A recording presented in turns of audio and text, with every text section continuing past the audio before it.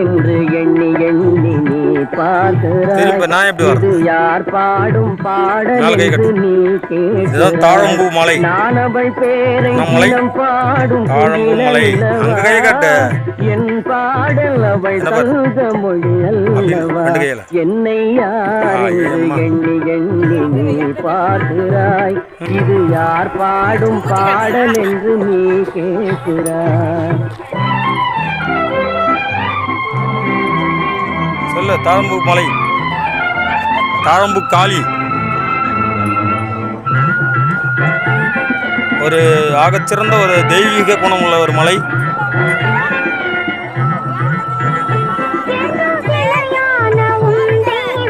அதிகல இது வந்து